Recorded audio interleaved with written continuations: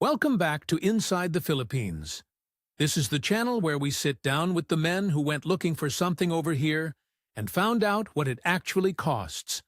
Today's story belongs to Murray Dunleavy, 61 years old, from Peterborough, Ontario. A baker. 34 years in the same shop on Hunter Street, up at 3 in the morning, 6 days a week, in a town where the snow comes in November and doesn't leave until April. Murray never married, never had kids, never, by his own account, did anything particularly interesting. And then, in the space of about 2 years, he ended up with a house frame in Bohol, a business in a stranger's name, and a question he still can't answer. Now, I want to be careful here, because this one isn't what you think it is. There's no bar girl in this story. There's no fake profile, no sob story about a sick mother that turned out to be invented. Murray did nearly everything the guides tell you to do. He took his time. He met the family. He waited. And he still came home lighter than he left. What makes this story stick with me is the way it ends. Not with a screaming match. Not with a police report. With one sentence from a 19-year-old girl who wasn't trying to hurt him at all. She thought he already knew.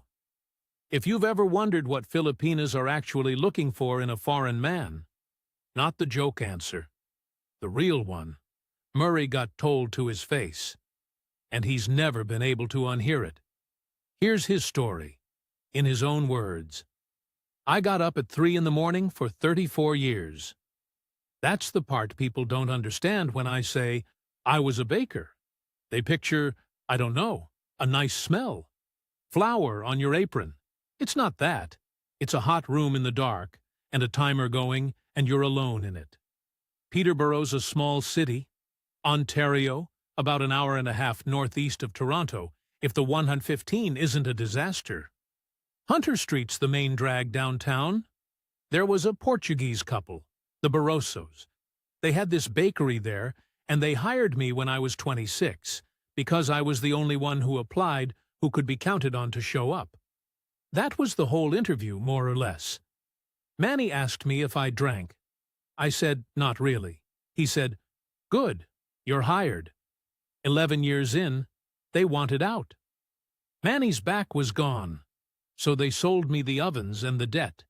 And I said thank you, which tells you something about me. I'm not going to pretend it was a hard life. I ate well. I owned something. In a town like that, being the fella who has bread ready at 6 is a kind of job that people are glad you have. Guys would come in at 6:15 on their way to the plant, and I knew what they wanted before they said it. That's not nothing. I want to be clear, I'm not sitting here saying I had a terrible life. But I was alone in it. That's just true. Her name was Annette. She worked my front counter in 1987. 1987. And I can still tell you what the till sounded like when she opened it. She was funny. She had this way of, if a customer was being rude, she'd agree with them so pleasantly that they'd leave feeling insulted and not know why. I thought that was the cleverest thing I'd ever seen. I spent 2 years working out what I was going to say to her. 2 years. I had it planned for a Thursday, because Thursdays were slower. And then she got engaged to a fella who sold farm equipment out of Kingston, and she moved, and I helped carry a box out to the car. That's it. That's the whole story. I know how it sounds. Nothing happened. You can't have your heart broken by something that never got started, and I've told myself that maybe 100 times, and it's a very reasonable thing to say, and it has never once worked. What actually happened is, I kept the shop. I kept the routine. And somewhere around 50, 51, I was scraping a bench down at 4 in the morning, and it went through me all at once that the waiting had turned into the life. I wasn't waiting for anything anymore. I was just up early. Then, February, 3 years ago now, my Aunt Peg died in Oshawa. Peg was my mother's sister. Bit of a terror. Smoked until 1996 and complained about it until she died. She had no kids, and she had a condo, and she left the lot of it to me, which I didn't expect, because I saw her maybe twice a year, and I always brought her a loaf, and she always said it was too dense. After the condo sold, and the lawyer took what lawyers take, I had $118,000. I want to explain what that did to me, because I don't think it's what people assume. I'd never had more than about $9,000 in a checking account in my life. Ever. So I sat at my kitchen table with the statement, and I did not feel rich. I felt like I was being audited. I kept thinking somebody was going to phone and say there'd been an error and could I please return it. I didn't spend any of it for 2 months. I did buy a new coffee maker. $62. Here's the thing about money when you've never had it. It doesn't make you want things. It just takes away the excuse. Because up until then, if you'd asked me why I'd never gone anywhere or done anything, I could have said, well, there's the shop, and there's no money, and that's a complete answer, and nobody asks a second question. Now, I had money, and I had a girl, Kayla, who could run the counter 3 days a week. And I sat there realizing there was no reason on God's earth I had to be anywhere on a Tuesday. That's an awful feeling. I don't know how else to put it. Freedom's an awful feeling when you're not used to it. The Philippines came from a customer. Fella named Doug Tenhoave came in for a dozen buns most Saturdays, and his son had gone over to Cebu to teach English for a couple of years. And Doug's going on about it while I'm bagging. And I'm half listening, honestly. And then he says the one thing that got in. He said, "My son told me, over there everybody talks to you. That's it. That's what did it. Not beaches, not cheap living." I've since heard men say they came for the weather, and good for them. I came because a stranger's son said people would speak to me. You want to know how far gone I was? That sentence lived in my head for 3 weeks. So I booked 6 weeks. 6 weeks. Return. Toronto to Manila to Cebu in the May. And I told Kayla it was a holiday. I told my brother-in-law it was a holiday. I'm not a liar by nature, but I could not have got the actual sentence out of my mouth, which would have been something like, "I'm 61, and I've never been with anybody properly, and I'd like to see if that's still possible." You don't say that, not in Peterborough, not to Doug Tenhoave. So I said holiday. And in May, I stood at Pearson with 1 bag and a jar of Peg's shortbread I'd made for no reason I could explain, and I got on the plane. Cebu hit me in the face when the doors opened. That's not a figure of speech. You come off a plane after 20-odd hours, and there's a jetway that's air-conditioned, and then there isn't, and the air's got weight to it. Like walking into a proofing cabinet. Which, funny enough, I've spent my life walking into proofing cabinets, so you'd think I'd have been ready. I wasn't. My shirt was through by the time I got to the taxi rank. I'd booked a hotel up in La Hogue because it looked clean in the photos, and it was near the mall. That's the sum total of my research.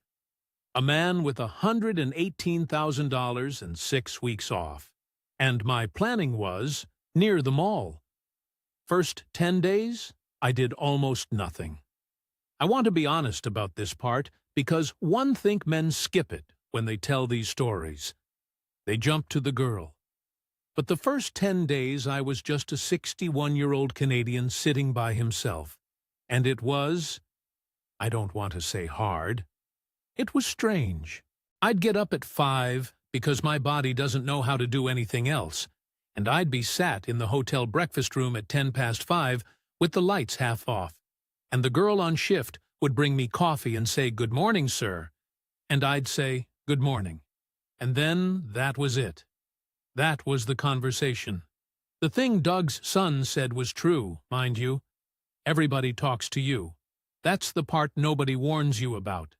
Security guard at the mall says, "Good morning, sir."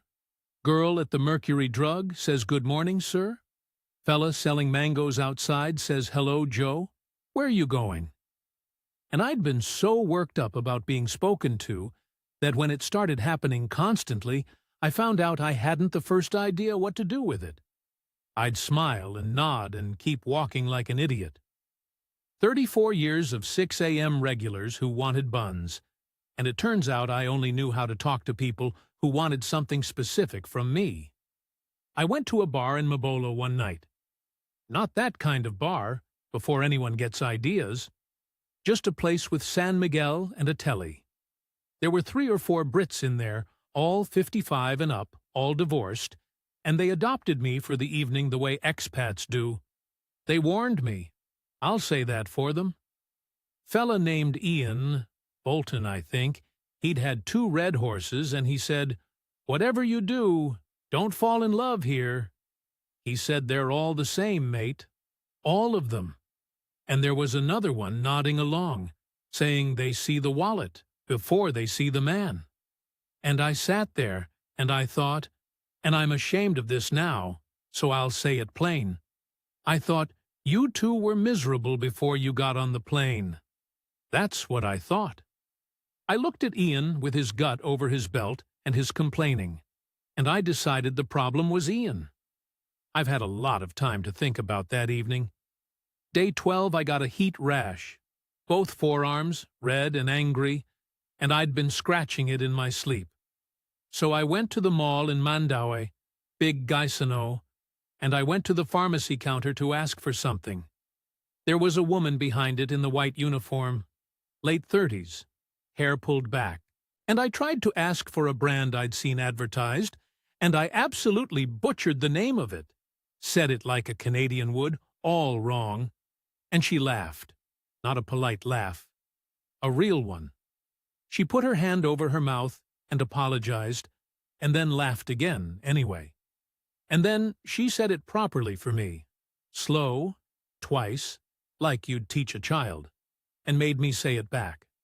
Her name was Rachel. Licensed pharmacy assistant, 8 years there. She sold me a hydrocortisone cream and told me to stop scratching it and to stop wearing long sleeves in this country. Because what was I thinking? She called me sir about 4 times, and then, at the end, she called me Kuya Murray. Kuya means older brother, more or less. It's a respect thing. And she wrote her number on the receipt and pushed it across the counter and said, "If the rash gets worse, message me." I walked 2 blocks before I understood what had happened. I'm not exaggerating. I got out into the car park heat, and I was halfway to the jeepney before it landed on me, and I stopped dead and looked at the receipt. 61 years old, standing in a car park in Mandaue with a tube of cream and a phone number. And I thought, well now. The 5 weeks after that were the best 5 weeks I've ever had, and nothing happened in them. That's what I need people to understand. Nothing happened. We had coffee. We took jeepneys. She made me learn to pass my fare up the row and say para when I wanted off, and she'd laugh every single time because, apparently, I said it like a robot. We went to Moalbol for a day, saw the sardine run from a boat, and I got sunburnt on the back of my neck like a tourist. She paid for the first 2 meals, both of them. The first one I let happen because I was too slow, and the second one I actually argued about, and she wouldn't have it. She said, "You're a guest here." There was no bill at the end of any of it. That's the thing I kept coming back to. I'd read the horror stories. Everyone's read the horror stories, and they all had a bar in them, and a bar fine, and a woman who wanted something in the first hour. This was a licensed pharmacy assistant who worked 6 days a week and had to be up at 4:30 for her shift. She had a son, grade 4, mad about basketball like every boy in that country. There's a court in every barangay, cracked concrete, no net on the hoop, kids on it until dark. And she had a husband. She told me that in week 3, sat outside a chowking, and she was careful about it. He went to Qatar in 2017 to work, and the money got thinner, and the calls got thinner, and in 2019 he stopped altogether. Not dead. Just stopped. I asked her, "Well, are you divorced then?" And she explained it to me the way you explain gravity to somebody. There's no divorce here, Kuya. There's annulment, and it's the court, and it's 300,000–400,000 pesos if you're lucky, and it takes years, and you have to prove the marriage was never valid to begin with, which is a strange thing to have to prove about your own life. 400,000 pesos is what? 10,000 Canadian. On her wage. I filed that under SAD. That's what I did with it. I heard a woman tell me about a legal trap she was standing in, and I thought, God love her. That's a sad situation. I did not think that is also a structure, that the thing she cannot get out of on her own is a thing somebody else might one day be asked to buy her out of. 6 weeks cost me about 180,000 pesos all in. Flights, the hotel, food, Moal Ball, the lot. Call it 4,300 Canadian. And she asked me for none of it. Not a peso. I want that on the record, because it matters to how the rest of this went. At the airport, she cried, standing there by the check-in queue at Mactan, with the aircon roaring and a family next to us, with about 9 balikbayan boxes on a trolley. And she cried, and I didn't know where to put my hands. I flew home to Peterborough and unlocked the bakery on the Tuesday at 3 in the morning, and the ovens came up, and the smell came, and I stood in the middle of my own shop, and it felt like a storage unit. 34 years. Felt like a place where I kept things. Peterborough in July is a joke after Cebu. Everybody's out on patios acting like it's the tropics because it's 26 degrees, and I'm standing there in an apron thinking, you people have no idea. We started the calls straight away. 8 in the evening, her time, 8 in the morning, mine. 13 hours, if you're wondering. 12 when the clocks change, and neither of us could ever remember which way. So I'd have the first bake-out and the second lot proofing, and I'd prop the phone up against the flour bin, and we'd talk for an hour, sometimes more, while I worked. Kayla thought I'd lost it. She'd come in at 9, and there'd be a phone on the bench with a woman on it, and me covered in dust talking to her about nothing. Because that's what it was, mostly. Nothing. That's what I keep trying to explain to people. She'd show me the rain in the street. She'd complain about a supervisor at the pharmacy who counted stock wrong and blamed her. Her boy, Kyle Andre, grade 4 then, would come charging past in his school uniform and wave at me and shout, "Hi, Kuya," and be gone. Sometimes the neighbors' karaoke would be going so loud she'd have to shout. Some fella murdering my way at 7:30 on a Tuesday, and she'd roll her eyes at me through the screen. You cannot stage that for 4 months. That's what I thought. You can stage a photo. You can stage a sad story. You cannot stage a Tuesday. And she asked me about bread. I want to sit with that one because I think it's actually the whole thing. In 34 years, I had maybe 5 people ask me a real question about what I did. People love bread, and they don't care how it happens, and that's fine. That's normal. But she asked.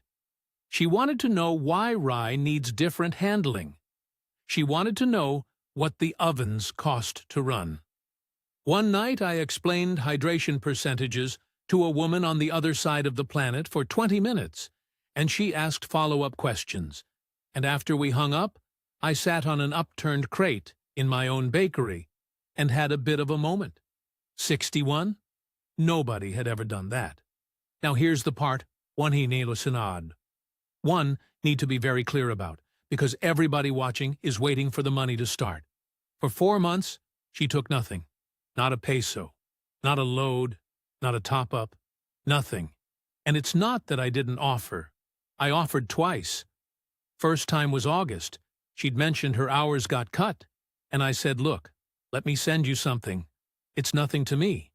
And she went quiet and said, no, Kuya, I'm working. Second time was September, over the video. And I actually made a whole speech about it. And she reached toward the camera and did this, pushed her hand at the screen like she was pushing mine back across a table. Embarrassed, properly embarrassed, gone red, changed the subject to something about her sister's exams. I've thought about that gesture more than any other thing in this whole story. Because you understand what that did, don't you? She didn't ask for my trust. She bought it outright, in one payment, and I never audited it again. Not once.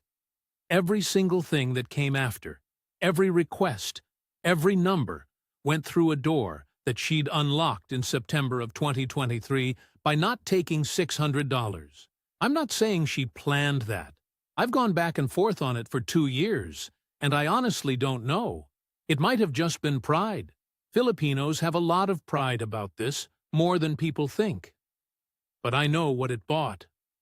October I went back. 3 weeks that time, and this trip she took me to Bohol. Ferry out of Cebu, 2 hours to Tagbilaran, and then a van up into the interior.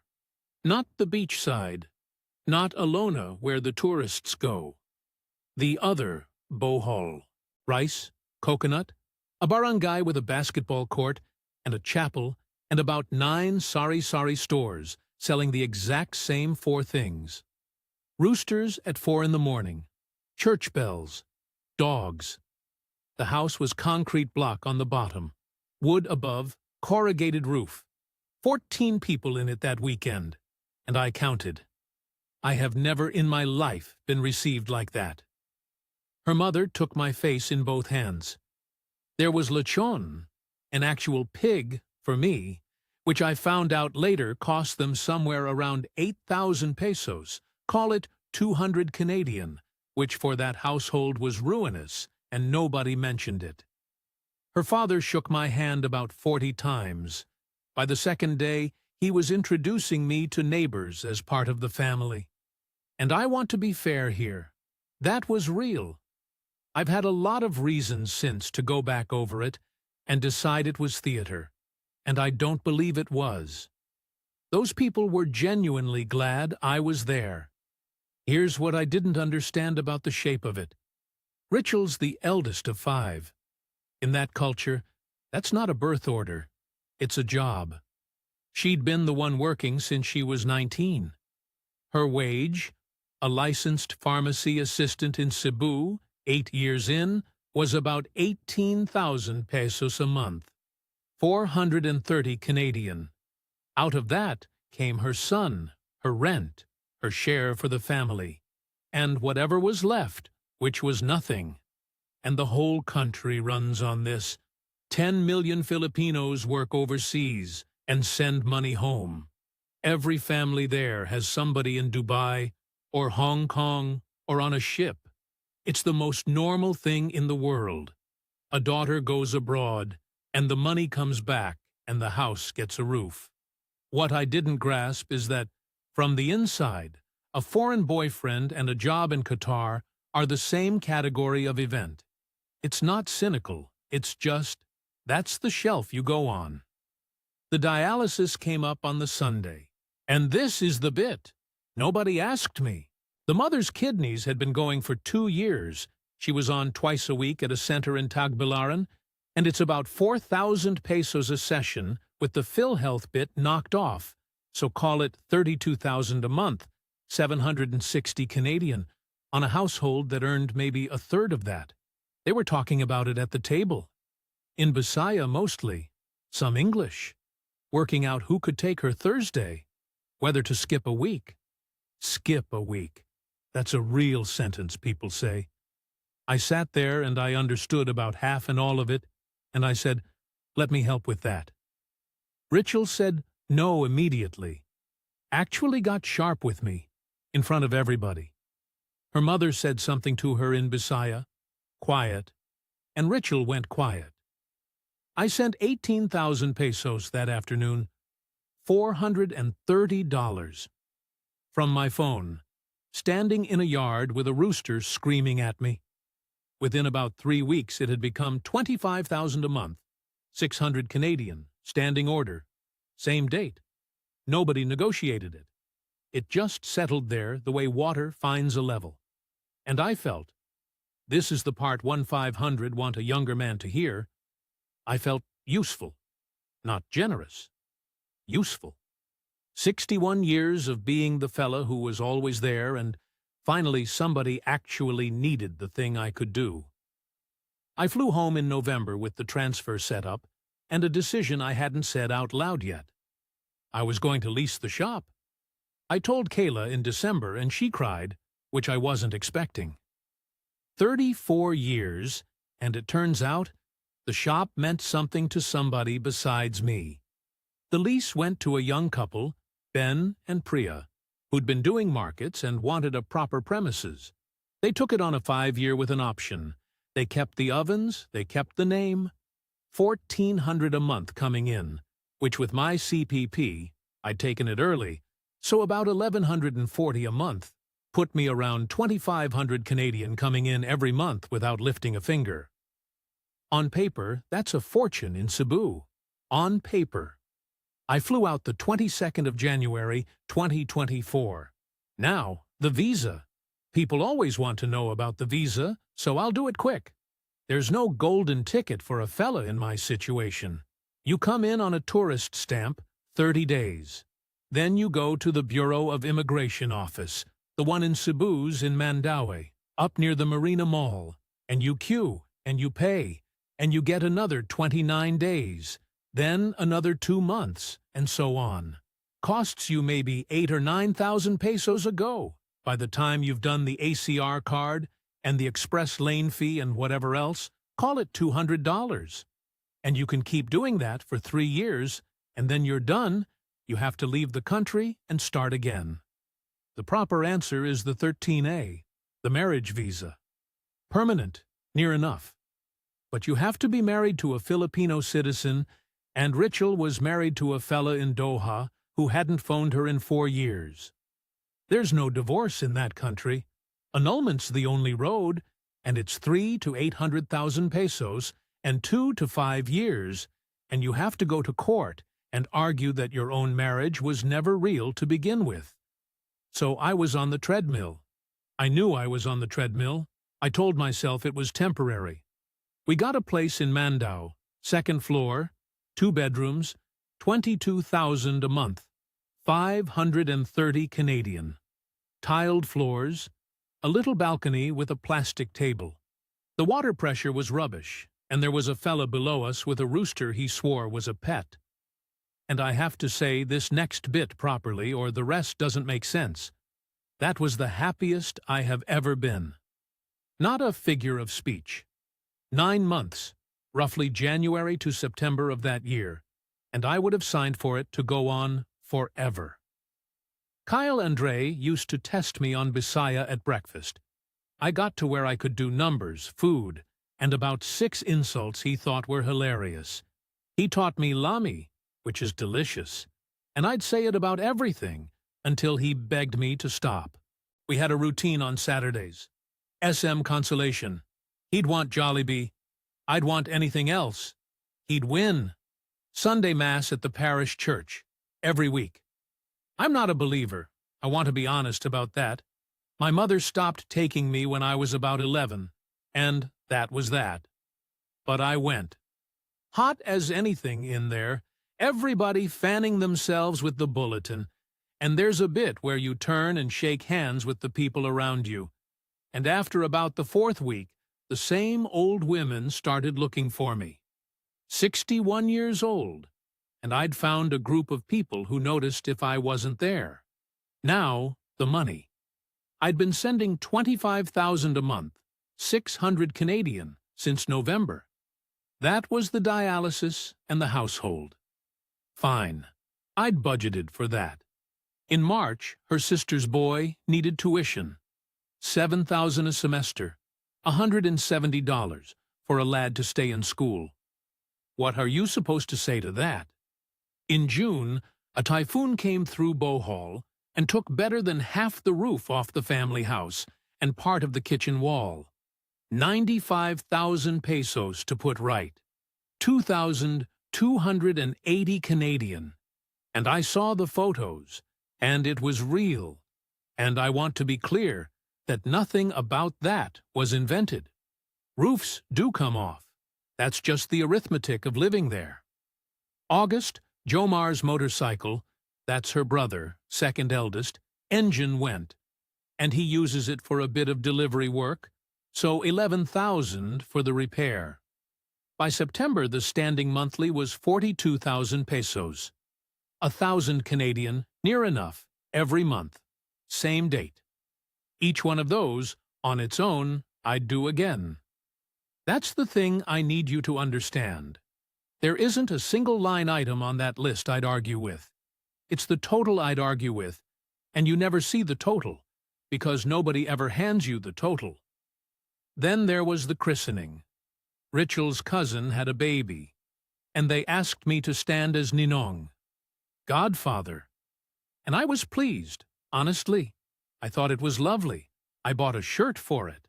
And I stood there in a church in Tagbilaran, holding a candle, and not knowing a word of what was being said.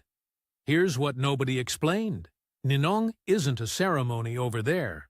It's a position. It's for life.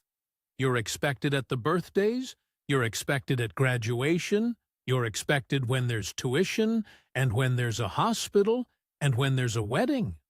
There were about 11 godparents at that christening, which I thought was odd, and now I understand it's a system. You spread the load. You build a net for the child out of whoever you can get. I was a strand of the net. Nobody lied to me about it. Nobody explained it either. And there were things I noticed and put away. Jamar started calling me boss. Started as a joke. Hoy, boss, pass the tandway. And everybody laughed, and I laughed. But it never stopped. 9 months, and I don't think that fella said Murray to my face more than twice. Boss. The other one's harder to say because it sounds like sulking. Nobody ever asked me about Canada. Not once. 9 months in and out of that house. Nobody asked what the bakery was like, or how cold it gets, or what I did all those years. Nobody asked about Peg. And there was an evening in August, everyone out the back. And it went through me all at once that not a single person in that family knew my mother's name. 9 months, 14 people. And I told myself, language barrier, shy people, different culture, they don't interrogate you like Canadians do. That's a rude Western habit anyway. Every one of those excuses is partly true. That's what makes it work. If they'd been lies, I'd have caught them. It's the half-true ones that get you. Same with the Balikbayan business. Every time I went back to Peterborough, twice that year, sorting the lease, seeing the dentist, I came back with 2 enormous boxes. Pasalubong, chocolate, Aveeno lotion, corned beef, shoes, whatever was on the list. And there was always a list. And if you turn up without, it's not that people are rude about it. It's worse. It's a look. The stall came up in September, on the balcony, the 3 of us and a San Miguel. Jomar raised it, and Richel finished it. A pharmacy stall, a proper one, in a mall in Mando, generics and vitamins and over-the-counter. And this is the part where one wants you to understand I wasn't being an idiot. She was a licensed pharmacy assistant. 8 years. It was her actual trade. She knew the suppliers, she knew the margins, she'd worked out the rent per square meter on a bit of paper. She said, Then I don't have to take your money anymore, Kuya. I can put in 320,000 pesos to open it. 7,600 Canadian. I said yes on the balcony. Didn't even sleep on it. The stall opened the 18th of October, 2024, in a small mall off the highway in Mandaue. Generics, vitamins, over-the-counter, a glass counter and shelving, and a little air-con unit that never quite kept up. 320,000 pesos, 7,600 Canadian. And every peso of it was mine. It went in Aileen's name. That's Richel's cousin, on the mother's side, mid-40s, worked in a hardware supply in Cebu. And before anybody starts, there were reasons, and they were good ones. A foreigner can't hold a sole proprietorship there. I could do a corporation, 60-40, Filipino majority, but that's lawyers and capitalization, and a headache for a stall that sells paracetamol. And Richel's name comes with a husband attached. Anything registered to her, on paper, has him in it somewhere. Conjugal property. That's real. I checked that much, at least. So, Aileen. Everyone agreed it was the sensible thing, and it was the sensible thing. I signed nothing. Not a scrap. No loan agreement. No partnership paper.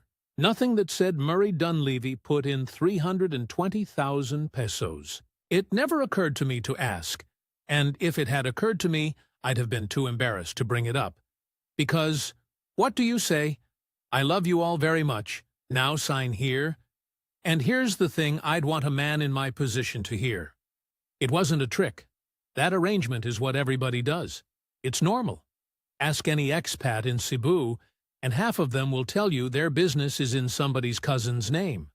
That's exactly why it works on you. It doesn't feel like a red flag, because it isn't one. It's just a door left open, and nobody knows in October whether anybody's going to walk through it. 5 good months. I want that on record, too. It sold. There were customers. Richel was there 6 days a week, doing what she'd trained for, and she was good at it. She'd remember what somebody's mother took for her blood pressure. She sent me photos at closing most nights, the day's slips, the little notebook where she wrote the takings. Not because I asked, because she was proud. I used to look forward to those photos more than I looked forward to most things. Then in March, they stopped. Not stopped. That's not fair. They went late. Then they came every few days, instead of every day. Then it was, I'll send it later, Kuya. It's been busy. Then it was a photo of the stall itself, or of her and Aileen laughing behind the counter, which is a lovely thing to receive and is not a number. Now, I reconciled a till every single night for 34 years. Every night. Cash counted, float out, difference noted, and if it was more than $2 either way, I'd find it before I locked up. That's not an accountant's habit. That's just what you do when it's yours.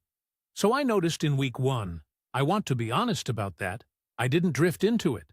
I knew in March, and I said nothing for 11 weeks. 11 weeks. I can hear how that sounds. Let me try to explain it. And it's not one thing, it's about 4. First, asking would have been an accusation. Not to me. I'd only have wanted the figure. But that's not how it lands over there. You don't ask a family member for their books. That's saying you think they're a thief, and you've said it out loud, and now everybody in the room has to deal with what you've said. Face is a real thing. It's not fragility. It's the whole social operating system. Second, I'm Canadian, and I'm from a small city. And I've spent 61 years apologizing to people who bumped into me. I'm not built to ask hard questions. That's not culture. That's just me. Third, I was living in a flat she'd made nice, and eating dinners she cooked, and there was a boy in that house who called me Kuya. And part of me knew that a question like that would change the temperature of the place. And I liked the temperature. And fourth, and this is the ugly one, I didn't want to know. I've had 2 years to work that out, and that's the honest answer. I did not want to know. While all that's going on, we started the house. Bohol, on the family land, next to the old one. And every man watching who knows the Philippines is already shouting at his screen. And he's right, so let me just say it plainly. I cannot own land there. No foreigner can. Not through marriage, not through a company, not through anything that would survive a bad day in a Philippine court. The land was in her father's name. The house I paid for sat on it. And the house belongs to whoever the land belongs to. And that was never going to be me. I knew that. I want to be very clear. I wasn't tricked. I read up. I knew it going in. Here's what I told myself, and I'd ask you to hear it before you decide what sort of fool I am. I was 61. I had no children. I had no wife. My Aunt Peg left me that money because she had nobody either, and it was going to sit in a Scotiabank account until somebody else's nephew got it. What exactly was I saving it for? That's not me being noble. That's the actual reasoning. And it's got a hole in it you could drive a jeepney through, and I still can't entirely make myself regret it. 1.9 million pesos, 45,000 Canadian. In tranches, 300,000 for the foundation and the hollow blocks, then 450 for the walls and the first floor, then more for the second. And each tranche came with photos, and a fella called Nonoy, who did the work, and a list of materials with prices on it. The foundation went in, the walls went up. It looked like something. Then the money for the roof went, and there was no roof. I never got a straight answer about where that particular tranche went. There was a story about a supplier, and a story about Nonoy's crew leaving for a job in Panglao, and a story about the price of steel. All three might be true. That's the thing nobody tells you. It isn't that you're being lied to. It's that you're being given 3 explanations, and you're not allowed to ask which one is the real one. So there it stood. Second floor. Block walls. Rebar sticking up out of the top like whiskers, and open to the sky. Rain used to come straight down through it and pool on the concrete. Kids played in it. I went and stood in it once, on my own, in May, and it was the first time in about 2 years that I properly heard myself think. Have a look at where I was right then. Living on an extension stamp I had to renew every couple of months, in a country where the clock runs out at 3 years. Funding a business registered to a woman I'd met maybe 11 times. Building a house on land I could never own, for a woman I could not legally marry, and would not be able to legally marry for years, and about 300,000 pesos, even if we started the annulment tomorrow. Every single one of those things I had walked into with my eyes open. The gathering was the last Sunday in May, somebody's birthday. Lechon Manok, tables in the yard, about 30 people, a speaker playing music too loud like always. And I asked Aileen for the books, not aggressively. I want that understood. I said something like, Aileen, could you send me the figures for the stall when you get a chance, just so I know how we're doing? The yard didn't go silent. That would be dramatic, and it isn't what happened. What happened was quieter and worse. 3 or 4 conversations near me stopped and then restarted about a half-second later on a different subject. And Aileen smiled at me and said, "Oh, I'll ask." And then she went to get more rice. Nobody was hostile. Everybody was embarrassed. For me, I think.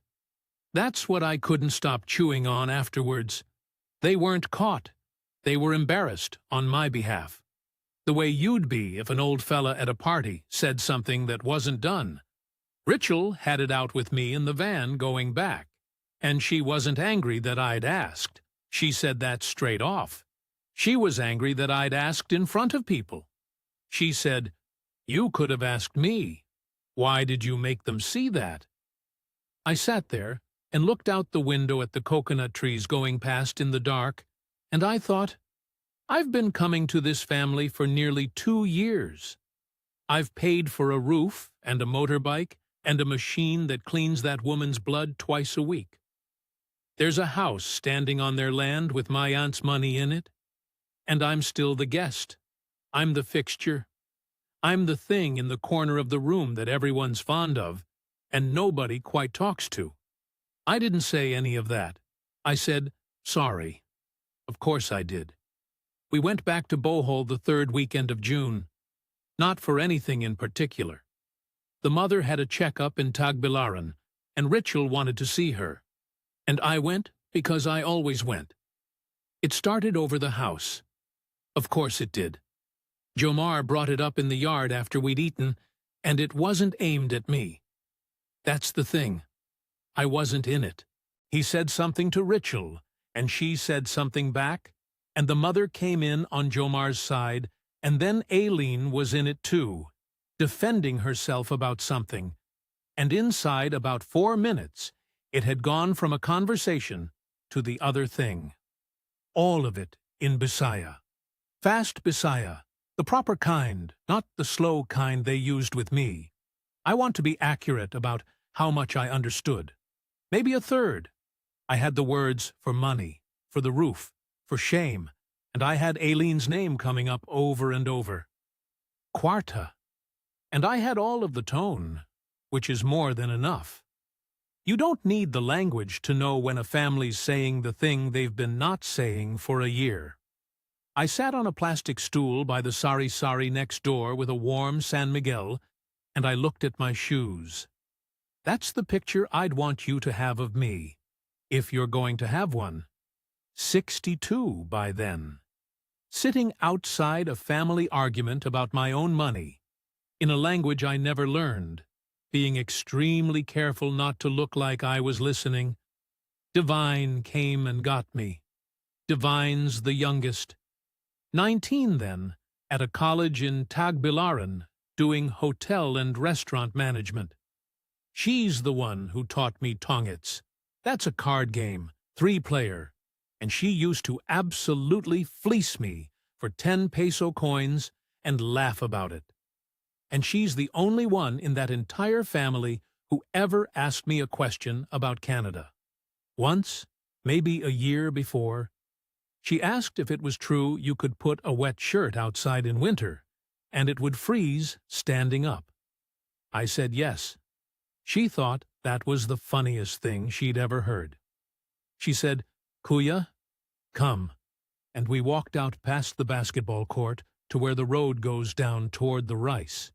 It was getting dark, insects going mental, somebody's karaoke 2 houses over, a woman doing Sana Maulit Muli, and she wasn't bad actually. Divine was upset, not with me. She was furious with the lot of them, the shouting, the roof, her mother, all of it. And she was tired in a way a 19-year-old shouldn't be, and I think she just had enough of managing it. She said, you know they were looking for someone like you. And I said, I'm sorry? And she told me. Plainly, not cruelly, not to hurt me. That's the part one keep coming back to. She told me the way you'd explain the bus timetable to somebody who'd got on the wrong one. Since 2021, she said. After Kuya Vincent. That's the husband, in Qatar, after he stopped. The family talked about it. Not in secret, not in a room with the door shut. At the table. What Ate Richel should look for, if she was going to look. And then she listed it. Not young. Older's better. Older's steadier. Older doesn't disappear. Not a drinker. Not the loud kind. Not the kind that brings other women around, because they'd seen that happen to a neighbor's daughter in Loon, and it destroyed the family. Not the kind that shouts when you ask him about money. Mabait, she said. That's the word. It means kind. It means good. But the useful kind of good. Good to people. Reliable. Gentle. In that country, it is about the highest thing you can say about a man. And then she said the one that finished me, somebody who sends on the same day, every month. She said Ate Rachel had come home from Cebu after about 2 months of knowing me and told their mother, he's a good man. He's mabait. And their mother had said, then that's the one. And Divine looked at me and she said, and this is the bit, she said, you knew this, Kuya. Ate said you knew. She wasn't confessing anything. She thought I was in on it. She genuinely, honestly assumed that everybody at that table, including me, had always understood the arrangement, and that I'd been fine with it, because why wouldn't I be? And she was only telling me now because she was angry with them about the roof. There's no crime in what she said. I want to be very clear about that, because I know what a certain kind of man watching this wants me to say next, and I'm not going to say it. Nobody stole from me. Nobody invented a sick mother. That woman's kidneys are genuinely failing. I've sat in the waiting room at the dialysis center and watched her come out gray. Nobody faked a typhoon. The stall sold actual medicine to actual people.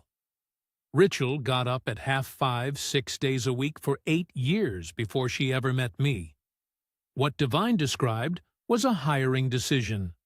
That's it. That's the whole thing. A family with no pension, no insurance, no safety net, no realistic route out, sitting round a table working out what sort of man might be able to carry them, and then going and finding one. And the qualifications weren't money. I want that understood too, because everybody assumes it's money. They weren't looking for a rich man. A rich man is dangerous. A rich man leaves, or drinks, or brings women, or has a wife somewhere, or gets bored. They were looking for a steady one, and I had spent 40 years of 3 in the morning, of never once not opening the shop, of being the fella who's always there, accidentally making myself the finest candidate that ever walked into that pharmacy. You cannot be angry about that. I've tried. It's like being angry at a job interview for going well. I stood on that road for a while after Divine went back in. Then I got my phone out, and I did the thing I'd been not doing for 2 years. I added it up. 6 weeks of the first trip, about 4,003.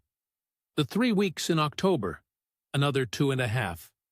The monthly, 600 a month rising to 1,000, from November 2023 through to that June, call it about 18,005 all in. Tuition, the typhoon roof, the motorbike, the christening, the balikbayan boxes, the various, about 5.5. The stall, 7,006. The house, 45,000 less, what never got spent on a roof. 62,000 Canadian near enough, out of 118. I stood in a road in Bohol with a phone in my hand, and my Aunt Peg's money more than half gone, and the thing I felt wasn't rage, and it wasn't heartbreak. It was more like, you know when you find out you were never in the conversation you thought you were in. I wasn't the man in the story. I was the answer to a question that got asked at a kitchen table in 2021 before I'd ever heard of Cebu. I went back inside, ate some rice, said goodnight to the mother, who took my face in both hands, same as always, and I don't believe that was fake either. The transfer was due on the 1st of July. I didn't send it. I didn't announce it. I didn't make a speech. I didn't confront anybody. I didn't do any of the things a stronger man might have done. I didn't do it. And I want to be honest about why, because it wasn't punishment, and it wasn't a test. It's that I'd stopped knowing what I was buying. Nothing happened for about 6 weeks. That's the part people always get wrong when I tell this. They expect the money stops, and the woman's gone by Friday. She wasn't. She didn't go anywhere. The 1st of July went past, and I didn't send it, and she didn't mention it. 2nd week of July, she said something light. Kuya, The Gcash didn't come. I think there's a problem with the app. And I said I'd look into it, which was a lie. I've told about 4 lies in my life, and that's one of them. Then she stopped asking about that and started asking about me. That's what I want people to hear, because it's inconvenient for everybody. She noticed. She'd come and sit next to me on that plastic chair on the balcony in the evening and say, "Kuya, are you sick? Are you sad? What's wrong?" And she'd put her hand on my arm. 6 weeks of that. She cooked. She wasn't cold with me for a single day. Now you can say she was protecting an investment. You can absolutely say that, and I can't prove otherwise. But I sat next to that woman for 6 weeks while she tried to work out what was hurting me, and I've never been able to make myself believe it was only accounting. The house money was down in Bohol getting talked about. The family were quiet with me for the first time ever, and the 2 of us were on a balcony in Mandaue with the rooster going and neither of us saying the actual thing. The middle of August, I nearly said it. Kitchen table, 9:30 at night, she was doing something with the electric fan that wouldn't stay on its swivel. And I had the whole question loaded. Did your mother tell you to look for a man like me? Did you tell her I was mabait before you'd known me 8 weeks? Is that what this is? And I opened my mouth, and then I understood something, and it stopped me dead. Whatever she answered, I was going to believe it. That's the truth. If she'd said no, Kuya, never. That's not how it was. I'd have believed her, and slept better, and sent the money in September. And if she'd said yes, that's how it started. But I love you now. I'd have believed that too. Because I wanted to. I had wanted to about something for 40 years, and I'd finally found the something. And a man who's going to believe whatever he's told has got no business asking questions. The question's just theater at that point. You're not investigating, you're auditioning for an answer. So I closed my mouth, and I helped her with the fan. I told her the last week of August, not the whole of it. I never said Divine's name, and I never will. And I'd ask that channel not to make trouble for that girl either. I just said I was going home. I said the money was thinner than anybody understood, and I'd got my head turned by having it, and I needed to go back and work. All of which was true, none of which was the reason. And she cried. Properly, the way she did at the airport in 2023, with her hand over her face. I've had a year to decide what that crying was, and here's where I've landed. It was both. She was losing a man she was fond of, and she was losing the thing that kept her mother's blood clean twice a week. And those were not 2 separate feelings inside her. They were the same feeling. I think that's the bit Westerners can't get their heads round. We want love over here and money over there with a wall between them, and for people living the way that family lives, there is no wall. There was never going to be a wall. She loved me the way you love a good arrangement. That's not nothing. I've had a lot less. It's also not what I got on the plane for. So, the damage, and then I'll shut up. 62,000 Canadian out of the 118 peg left me. 2.5 years. A house frame in Bohol with rebar sticking out of the top that I'll never see again, and that somebody's cousin is probably living in the bottom half of by now. And good luck to them. A pharmacy stall in Mandaue registered to Aileen, which for all I know is still trading. It's not mine. It was never mine. That's not theft. That's just what I agreed to. And the shop. Ben and Priya had that lease with an option, and they'd have been well within their rights. In the end, I bought my way back in, took the option off them and paid for it. So now I'm running my own bakery with a silent partner in it, who isn't silent and isn't a partner. He's a bank. That'll be another 6 years. I'm 63. I'm up at 3 in the morning again. Hunter Street. Same ovens. Kayla's still on the counter Tuesdays and Thursdays, and she's never once asked what happened. which I think is her being kind. I send Divine school fees, 19,000 pesos a semester, about $450, twice a year, straight to her, and nobody else in that family gets a peso, and nobody's asked. She sends me a message at Christmas.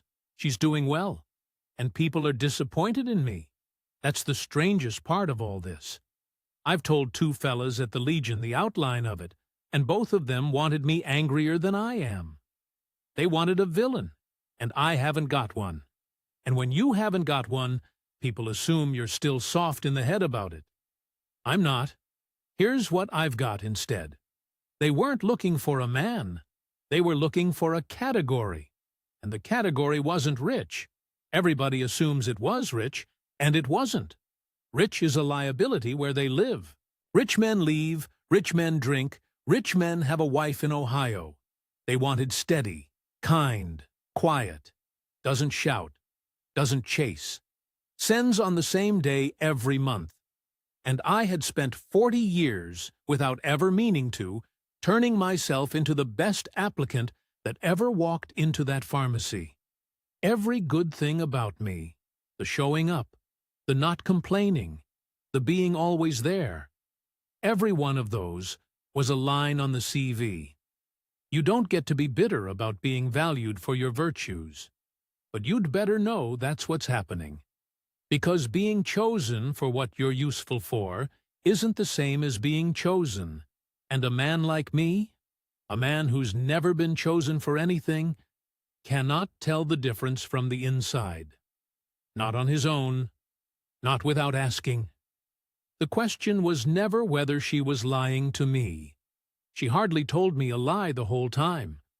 The question was what job I'd applied for, and I never once asked, because I was so pleased somebody had finally opened a position. That's Murray's story, and I think it's a harder one to sit with than the ones where a man gets robbed because there's nobody in it to be angry at. What Murray ran into isn't cruelty, it's arithmetic. In a country with no real pension, no meaningful safety net, and health care that will bankrupt a family in a fortnight, a steady foreign man is not a fantasy. He's infrastructure. And the qualities that family was screening for, kind, sober, calm, consistent, those aren't the marks of a con.